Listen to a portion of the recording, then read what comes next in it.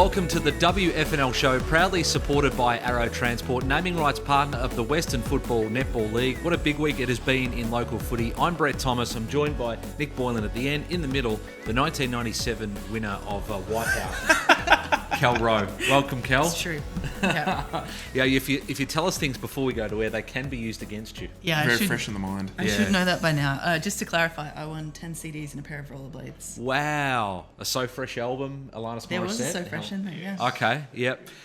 Great to have you with us this week because St Vincent Private Hospital Werribee Senior Women's final round, which means the finals are now locked in. They've got a break going into a Super Saturday in a couple of Saturdays' time at Skinner Reserve. Yeah, it's really exciting to, I guess, have that platform for the finals, but I'm pretty excited about the week off too. That's going to be good preparation ahead of the big games. But yeah, it was not much ladder movement in the Divisional 1 finals that will play out between 1 through 4 as the home and away season came to a close. But the 5 to 8, definitely a bit of musical chairs going on there. So yeah, interesting to see who now gets the double chance. We will dive into that in more detail. Coming up in this show, our thirds finals have started as well, and junior finals. Plus, Megan Hamilton, she's a concussion physio from Concussion Central. You guys have interviewed her. Very fascinating. I hadn't heard of a concussion physio until now, but that's a wonderful partnership with the WFNL.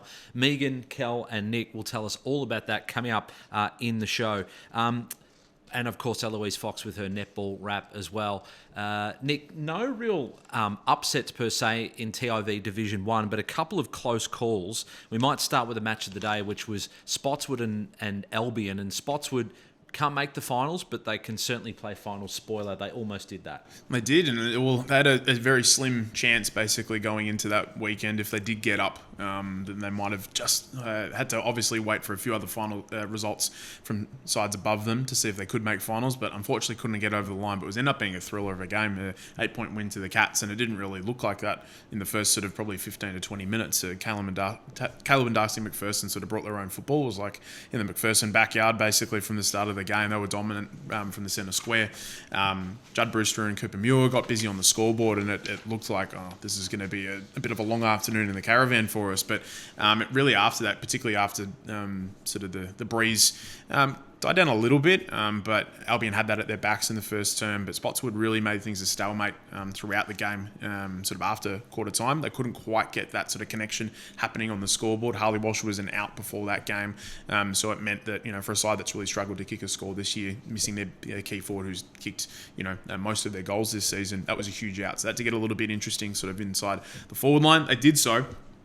But the midfield battle was absolute box office. It's probably one of the best midfield battles we've seen all year. Jackson Williams, probably one of my favourite players to watch in the competition. Just his ability to evade sort of traffic, at his size, but also has a lot of strength, for a shorter midfielder. He was absolutely excellent, particularly after quarter time. He got busy alongside James Cleaver and then Jack Charleston as well, who's been back in the side for the last 5 weeks. They definitely sort of made sure that Spotswood hung in there and were quite contested around the ground, but just quite inaccurate, particularly in the last quarter, because they kept closing things down, but had a lot of opportunities to basically get ahead, but only kicked 2-5 in that last term compared to Albion's just solitary behind. So the Cats were able to hold on just after a really fantastic ruck battle with Sam Leach and John O'Brien, who got the best player on the ground.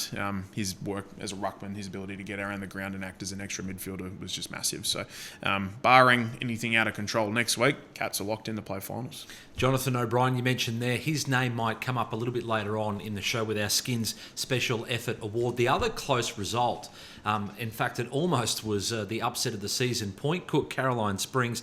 The Lakers just getting it done by 10 points, but Point Cook, 4 goals in the last quarter, almost pinched it. I did, yeah. 26-point lead for the Lakers at three-quarter time, and Brian Lake would be sitting on the sidelines and be like, fantastic, job done. But the Dogs said, no, we want to finish our season with a flurry, and they might come up for me later on sort of in the show as well. But 4 goals to 1 in the last quarter.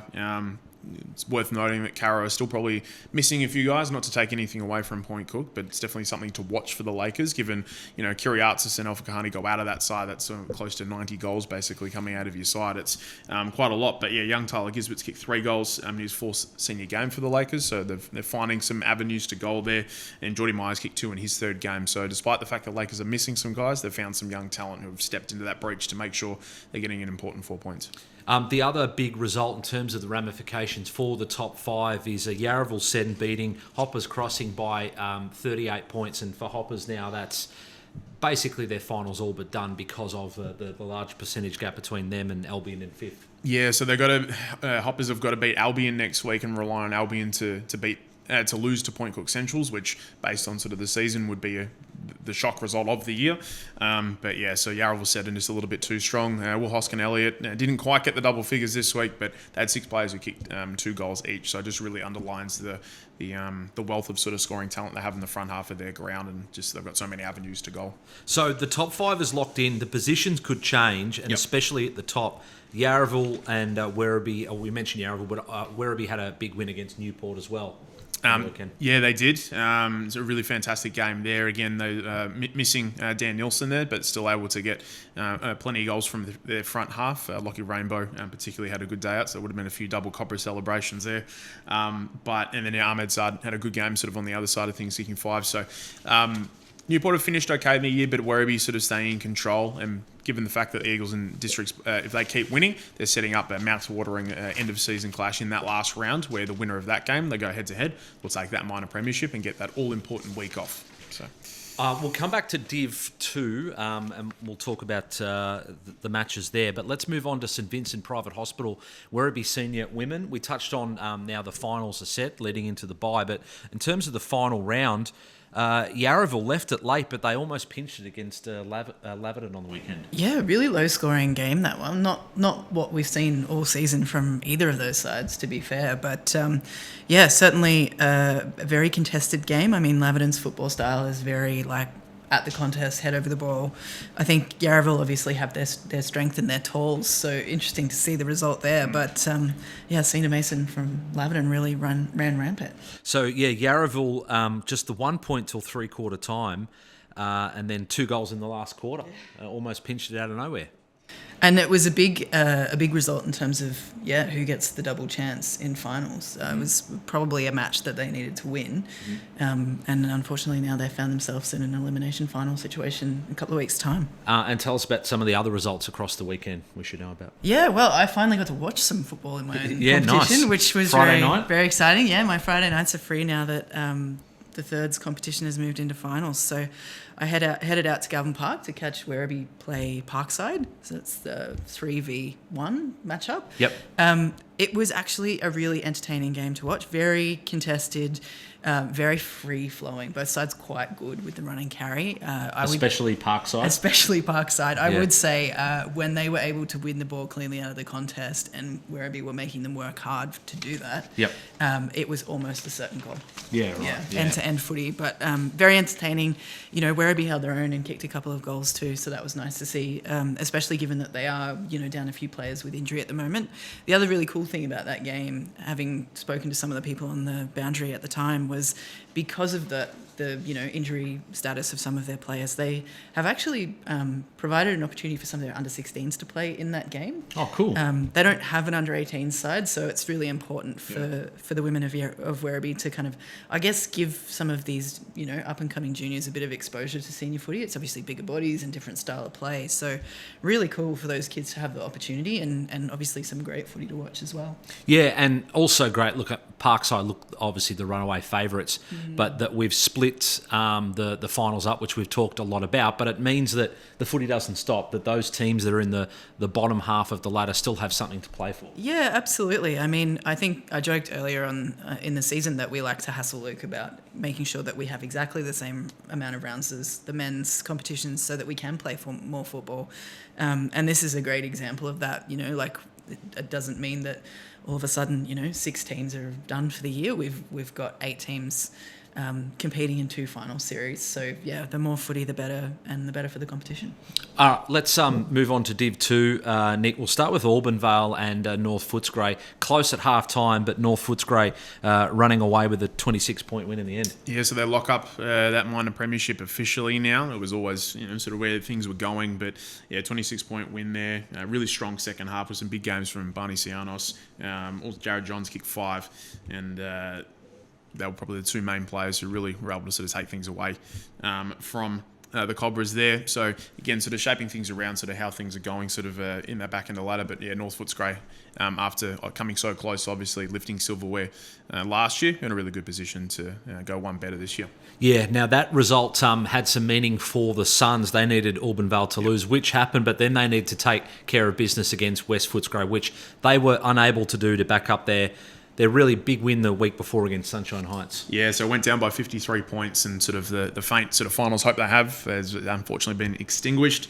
Steludo got busy with 5, Maverick Costides and Sinovic kicked 3 each. Really strong games for the Roosters in that one, who have had a really strong second half of the year and putting themselves in contention absolutely to lift silverware, because things have got so even at the top between those two, the top 3 sides. And then Wyndham Vale and Sunshine Heights, because the two Footscray sides keep winning, Wyndham Vale got it done on the weekend, but they're still sitting third. They are. It was a bit of an interesting game because we were kind of looking at sort of the scoreboard in the first half, and it's like, surely they're not going to drop another game, because it was the Dragons certainly started that game like a house on fire, but the Falcons really steadied in the second half and then pulled away with a 69-point win. Lewis Stanton kicked 6 goals. I think this takes him to 95 now, sort of on the goal kicking table. So very much ton watch sort of coming up next week, which would be pretty exceptional. 2 seasons in a row for Lewis. And I think it's more special when you do it in the home and away season as opposed to doing it in finals as well, to get the century in a season. Absolutely. So yeah, I think very much could get there on the weekend. So I got to see that last year because it happened against West Footscray at Skinner Reserve. Yeah, cool. There's a Buddy-esque flood of people to the ground. Yeah, we love it. And local, it still happens in local footy. I think it's going to be tough to see it in the AFL in the future. Obviously, Buddy the last to do it in 2008, but local footy, that's where it's at. Absolutely. Yep. We've got to be able to flood the ground as much as you can. So it's a good time. So. Now, before we get our netball update from Eloise Fox, I'm going to step out because you guys interviewed Megan Hamilton. She's a concussion physio from Concussion Central, and they have a wonderful partnership with the WFNL. And Kel and Nick found out all about it when they interviewed Megan a little earlier. So, Megan, what does a concussion physio actually do? Yeah, so we treat people who have had concussions. So, for example, if someone has dizziness or headaches or problems when they're exercising after they have a concussion, they can come and see a concussion physio, and we will assess them and try and work out, well, why are they still having those symptoms? So sometimes it's because of issues with their neck or their visual system, their vestibular system, like the balance inner ear system, or the autonomic nervous system. So we do lots of tests and try and find out what the problem is. And then we use a combination mostly of exercise, behaviour change, and also manual therapy for the neck to treat those symptoms so that people can then return to being able to do everything that they want to do is the aim. And how are concussion physios different from general physios? So we are all trained general physios, but then we've done extra study on top of our basic training and also had extra experience working with people specifically who've had concussions. So we do lots of training, obviously, around concussion, understanding that, the pathophysiology behind it, but also specialise more in the neck and then the vestibular inner ear system as well, and also knowing a lot about neurology and the brain, because concussion is all about the brain and system. So we need to have all of that understanding so that when someone comes in with a concussion, we can tease apart what the problems are and assess them properly to be able to treat them. Yeah. And can concussion physios diagnose concussion and clear players to return to play? So this is actually an interesting question, because we do have the skills to be able to diagnose a concussion and to be able to determine when someone's clear to play. But under the AFL community guidelines, it must be a medical practitioner who does the concussion diagnosis and also the concussion clearance to play. So in other pathways, for example, the Australian Institute of Sport, then a concussion physio can do the diagnosis and the clearance to play, but for any footy players and anyone in their WFNL, it has to be a medical doctor doing the diagnosis and clearance for play. And Megan, we see sort of all the time football players sort of might cop a little bit of a knock and they're sort of waving off medicos and being like, no, I'm fine, ready to go back on. What happens, I guess, if what they don't think is like they might not actually have sort of sort of, I guess, standard kind of symptoms for concussion, are they still kind of okay to return to play, or I guess there's a few more things to sort of check off there? Oh, I absolutely want to check things off more. The thing that we say is, if in doubt, sit them out, because what we know is that if someone actually has had a concussion but then they keep playing on and have another knock, they can do a lot more damage to their brain, and in some very rare instances it can actually be fatal if they have a second knock. That's more in adolescence. So we always, even if people are like, no, I think I'm fine, we really want to get people off the ground, have them fully assessed by the trainer, who's the person who says, either I think there's a suspected concussion, because the trainer's not allowed to diagnose unless they're a medical doctor, or actually, now that we've got you off, we've had a good look, we've gone through our checklist, the CRT, concussion recognition tool, or alike, that's when the trainer can go, oh, you don't meet any of the criteria on here, we think you're okay, you can go back on. So it's that, is there suspected concussion, or where we stay off for the rest of the match, go see a doctor for diagnosis, yes or no, or no, actually we're okay, but you should always come off, definitely get checked. An important clarification to make, and further to that, I guess, are there any sort of, I don't know, some information that probably people wouldn't know about concussions, or any myths that like is probably wise to dispel about concussions? Well, I think there are many things, but you don't necessarily get symptoms straight away. So sometimes symptoms can come on hours after the match or even the next day, and that can still be a concussion. So it's really important to get that checked out. Another really important thing that we see is the role of the neck in symptoms. So people don't really think about it, but you have a knock to the head, and then there's often a whiplash component as well. And so the neck can actually be a driver of headaches and dizziness and other symptoms. So that's one of the things we look really closely at, is has their neck been affected, and we want to treat that, because there might be people whose symptoms keep going on and on. If they haven't had their neck looked at, that could actually be part of it. And then another thing that often people don't actually realise is that research has shown that there's a much higher incidence of musculoskeletal injury, so like doing a knee or something like that, in the first 3 to 6 months after a concussion.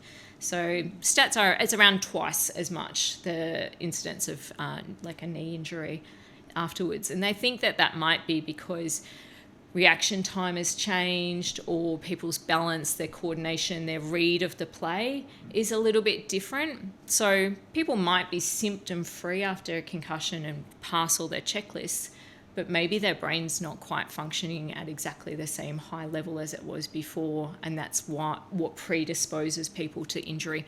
We're not 100% sure, but that's in what, with research, some of the discussion points are. So all really important information for everyone really involved in local football, regardless whether you're a parent, or you're working at the clubs, or you're a player yourself. How important, I guess, is that partnership then for you guys at Concussion Central with the WFNL? Oh, for us, it's really important. I think I've been working in this space for over a decade now, and unfortunately, I've seen a lot of people who have suffered with symptoms after a concussion for months and sometimes even years, and they haven't even known that concussion physio is a thing, that we can help treat people, we can help get their symptoms improve. And so for us, part of the partnership with the WFNL is obviously to try and help everyone in the WFNL community know that we exist. So if anyone does have a concussion, we're here to help. But also we're working really closely with the WFNL around trying to provide education, to try and help provide a support network so that everyone can be as safe as possible. Concussion's managed well at all of the different clubs, so we're educating the clubs to be able to do that. And then also, if clubs have questions, coming back to us so that we can help support the WFNL with that. And then we're hoping to be able to, over time, gather more information about when a concussion's happening.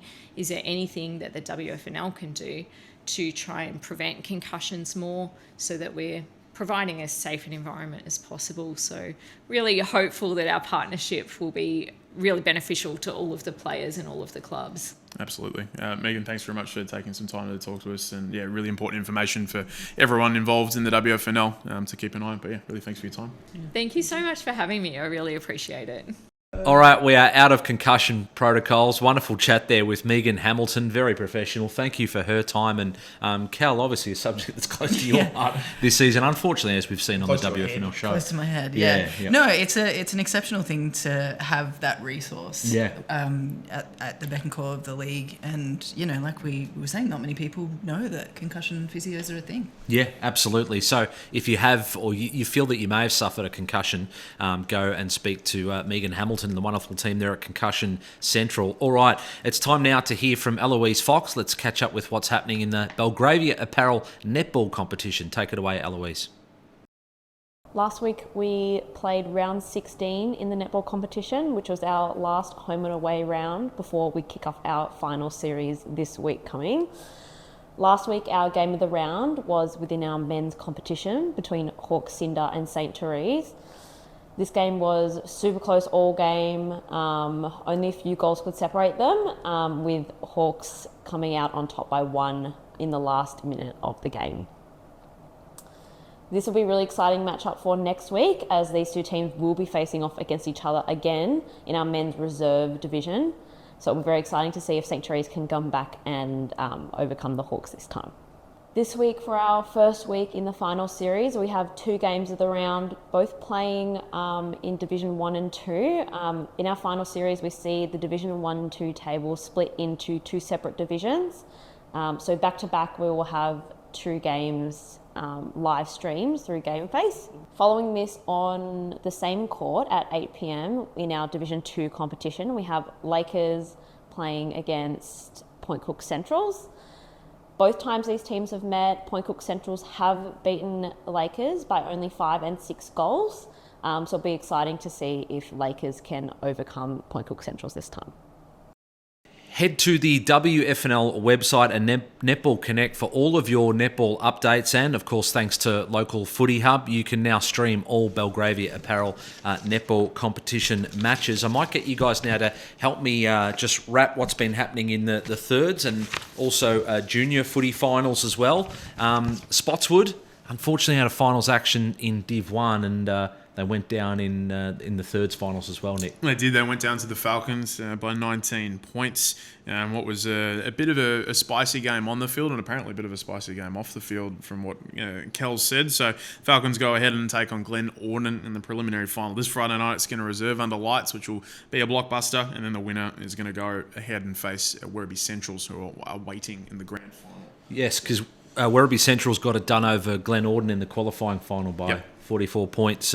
Reece Prismal kicked 4 goals. So he was wonderful. Ryan Duncer, Luke Cook, Joel Paddy, among the best there. Michael Rapper, David Mann, Brad Melasala, and Liam Oakley among the best for Glen Orden as well. We've got juniors across the weekend as well, Cal. Yeah, we've just started that. The weekend just gone. My little under-12s got up in their elimination final, so very, very pumped. Get around them. Also, potentially the coldest football experience I've had all year. It's very windy and very chilly out. Because what time we're kicking off there with the? That was 11:20, but okay, 11:20. Okay. Truganina gets a pretty frosty wind. Yep. Yeah, but very exciting to see kids playing finals. Certainly, a few games decided by extra time as well that weekend. So love that. Yeah, lots of drama and lots of footy joy. Keep it coming. Yeah, Sunday also saw the under-8s and under-9s Lightning Cup take place across Donald McLean Reserve, Wyndham Vale South Reserve, JJ Hogan Reserve. Super fun day to celebrate the under-8s and 9s, wrapping up their season. So make sure you get down, support your teams. Women's finals kicks off not this weekend, the weekend after. For all live scores and updates, see the WFNL website and also Play HQ. This Friday night, netball finals tip off at the State Netball Centre with matches kicking off from 6:30. Premier Men's a bye this Friday. Then their final series begins next week. To see all of their fixtures and live scores, check out the WFNL Belgravia Apparel netball competition on Netball Connect. Skin Special Effort Award winners time. Each winner receives a pair of compression tights. Thanks to Skins. We mentioned his name earlier. We'll kick off with TIV Division 1. John O'Brien, again, like probably one of the most dominant rucks, I think, in the competition in Division 1. Had an absolute day out. It's really fantastic to see him play. He's had sort of, a little bit of an interrupted sort of like run in like sort of before sort of this season. But yeah, I think the stats that we looked at, it was just like, I think every game that he plays, they're pretty much winning like a lot of the time. They'd have a very good win-loss record basically with John O'Brien in the side, and had 21 touches, 8 clearances, 54 hit-outs, and a lazy 129 ranking points. His just ability, like I said, to cover the ground, act as that extra midfielder, tackle at will, really good tone setter for what's a really good side. And I think particularly for Albion, they don't have like a lot of bigger midfielders. So having when your ruckman sort of acting as that extra midfielder kind of balances a lot of that out. So I think that, he's fantastic to watch in full flight. Had a great battle with Sam Leach. Bit of a younger, different sort of type of ruckman. But Jono gets the points on that one and takes the Skins as well. Yeah, very nice. Sounds like a Brodie Grundy style of ruckman. He's got the pretty good aerobic capacity to get around the ground, and he's a bit of a contested beast. Nice. Kel, women's footy. Who took home the compression tights thanks to Skins? We have Lene Bugea of the Werribee Centrals, otherwise known as Bug. Okay. Across the league. Easy to say. Very familiar with Bug. Yep. Bug is a Werribee Central stalwart, has been there for as long as I can remember. Very valuable, consistent player on field, plays up forward and down back. Got to see her kick a goal for the Centrals on Friday night, which was pretty cool. Yep. But Bug is also looking after the next generation out at the Centurions as well. She coaches the under-16 side. Oh, cool. Wow. Well deserved. Yeah, very well deserved. So, and in netball, Philip Cantar from the Glen Orden Hawks, he's one of the premier men's side team members. He's a consistent target in their attacking end. His strong presence helped his team to a 1-goal victory against St. Therese last Friday night. That was the last match of the home and away season, so he puts up strong numbers every week. Also has the versatility to play in the defensive end when required. He's like the Lee Brown of men's netball. So well done, our Skins Special Effort Award winners. As we come down to the business end of the home and away season, plays of the week time, putting you guys on the spot, but anything you can think of? Ben Lazara's took a really fantastic mark actually in the defensive half sort of early on in the game. He was one of Spotswood's best on the weekend. Really liked sort of his ability to push up from half back and get aggressive with his game, and that was evident with a decent grab, sort of in a good sort of contested grab in a pack. And Darcy McPherson had a really tidy finish in the pocket, sort of on the far end of the ground. Just a very tough finish, but again, one of Albion's best and paramount to their success this season and in most seasons that he's been playing for the Cats. And it was a really quality finish from him in that game. Nicely done there, Nick. Kel? Well, it's a pretty obvious one for me based on what I got to watch on Friday night. But Alicia Casley for Parkside Spurs was very entertaining in front of goals. Yep. The women of the West Footscray team and women across the competition, they know that Werribee has a bit of a pump-up song that they put on a bit of Taylor Swift. Bit of hype, Okay. And does Taylor Swift get them hyped? Apparently so. It works for them. It works for North Melbourne's AFLW team. So fair. Yeah, can't argue with it. Yep. But they like to have a bit of a group sing along, and when we played them the other week, we were out on the race singing along with them. Love that. That's so good. But on was Friday, that to psych them out? Yeah. But on Friday night, just enjoying the moment and the music. After one of the many goals that Alicia kicked, she got down on one knee and proposed. Oh, the love song, but so good, such good value. That's great. Okay. I'd definitely back that in. I mean, it was a great goal, but also the sellies were elite. Yeah, the preparation, the effort that went into that. Let's hope that features on the plays of the week. Here are the best of them. Let's check them out now.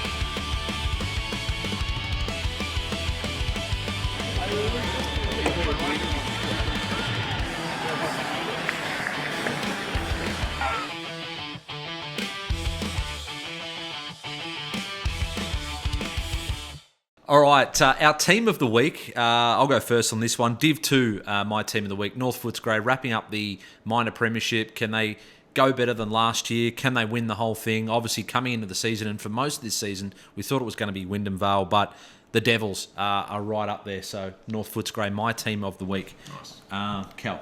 I'm going to go with Parkside Spurs. It was pretty excellent to see them in action on Friday night. The team of every week. The team of every week, yeah. They've obviously gone through the home and away season, with a perfect record. And a ridiculous percentage. And a ridiculous in the thousands. percentage, yeah. I think last time I checked it was 1,200. It might be more now after last week. Yeah. But really wonderful to watch end-to-end football.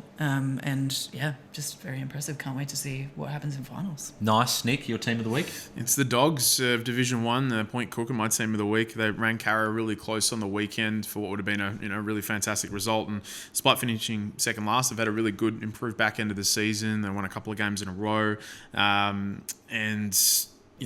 close loss to a side that could win the flag is definitely nothing to sniff at. I really like sort of how their young guys are continuing to develop, and obviously we're not sure if they're going to go down or not, and sort of there's a lot to sort of play out in terms of sort of who's going to be playing in Division 2 and Division 1 next year. But I think, you got young guys like Ollie Henneken, who kicked 3 on the weekend, Lockie Leonard, Kaylin Espensheed, great player, even better name. They're all finishing the year really well, and so regardless of sort of which division of WFNL they're playing in next season, I think they're setting themselves up to be in a really good position. And a team that unfortunately I haven't seen a lot of this year in person, but want to see a lot more from them. But yeah, good signs for the Dogs fans. Yeah, and good sign that this late in the season, when obviously finals are out of the equation, that they haven't just kind of given up. They're not thinking about the footy trip. They're thinking about finishing the season strongly. And they finished the season strong last year as well. So they've been pretty set up pretty well to basically make sure they're running through the tape for sure. But yeah, a couple more games to get through. Nicely done. All right, let's look ahead to this weekend. And Cal, let's just touch on the final setup. Not this weekend for St Vincent Private Hospital, Werribee Senior Women's, but tell us how about Super Saturday in a couple of Saturdays' time. Yeah, the WFNL Nuffy in me is very excited. I will be there all day. But essentially, in our 2 divisional finals, we'll have an elimination final and a qualifying final. There'll be 4 across the day, and they'll go back to back to back at Skinner. So a big Super Saturday of women's football, which is fantastic. We have Parkside Spurs and Wyndham Vale playing in the Div 1 qualifying final. We've got Werribee Centrals and my team, West Footscray, playing in the elimination final for that round. And we also have in the Div 2 finals, we've got the Suns and Laverton playing off for, obviously a week off and straight to grand final and all the double chance. And Yarraville and Point Cook Centrals playing off in an elimination final. Love it. So they get the week off just to relax. If any players have injuries or a concussion, then they get that little bit of extra time to get right for finals. Div 2, final round. We hope this would be a playoff for finals. Suns and Auburn Vale. Unfortunately, it won't be, but obviously the Suns will want to get a win just to finish off their season. Absolutely. Yeah, we sort of had this penciled in to sort of have a bit more of a look at, but unfortunately, Suns weren't able to get up on the weekend, but they'll want to pick themselves up and, finish the season strongly, as you said. And, but all the games now, I guess, are not dead rubbers, but there's not any movement really that's going to happen sort of on the ladder now. So really interested to kind of see sort of, which sides in Div 2 sort of, have a few guys potentially having a bit more of a rest sort of on the week. Yes, well, one of those games might be North Footscray Sunshine Heights. That's probably the other match to look out for in Div 2, whether they keep their powder dry, so to speak, for the finals. 100%. Like, if anyone's got any little niggles or anything like that sort of heading in, whether it's a hammy or a calf or whatever soft tissue ailments that potentially could be sort of a problem for these sides, you want to keep big guns ready to go for finals time. TIV Division 1, again, another team that was hoping this would be a push for finals. Hoppers Crossing against Albion. Yeah, it's like Hoppers obviously if it's very much a Lloyd Christmas sort of opportunity, saying you're telling me there's a chance, and if they beat Albion on the weekend, there is going to be that chance. So obviously it's taken out of their hands now a little bit, but they'll be wanting to whatever kind of finals chances alive, they need to keep them alive, and then but Albion will be loving sort of the opportunity to basically end Hoppers season officially and get that win to knock them over. over and book their finals berth themselves, because recently promoted from Division 2, they've done a really good job to get themselves in a position to play finals again in Division 1. So. And two teams vying for the minor premiership in Div 1, Yarraville, Werribee. They face two teams that have the capability to beat the big dogs, and that's Spotswood against Werribee in particular, and then Yarraville Seddon against Newport this weekend. Yeah, obviously Newport have started to play some better football at the back end of the season. Ahmed Saad's been in really good form, sort of crossed over into halfway, particularly. And then you mentioned Spotswood; they were really impressive on the weekend, I thought, particularly after quarter time. Particularly if Harley Walsh, I'm not sure if he's sort of done or not for the year. Potentially, given the fact that Spotswood won't make finals, they might not sort of rush him back for that. But if they're able to sort of grind games down and sort of have some midfield dominance like they did on the weekend, they'll certainly give them some problems. The other game that's quite interesting outside of match of the round, I think, that looms as a bit of a banana peel game is the Sunshine Caroline Springs game. I think that Caro haven't been ultra convincing in the last month. Sunshine, finishing the season okay.